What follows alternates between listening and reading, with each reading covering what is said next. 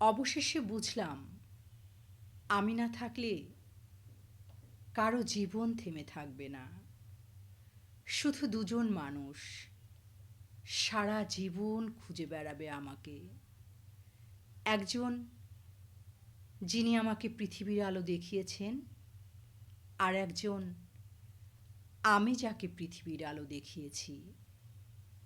আমি হয়তো সবার কাছে সাধারণ একজন, কিন্তু এই দুজন মানুষের কাছে আমি তাদের পুরো পৃথিবী। সবাই একদিন সময়ের সাথে আমাকে ভুলে যাবে, শুধু মা আর সন্তান আজীবন আমাকে খুঁজে বেড়াবে। আসলে এটাই বাস্তবতা।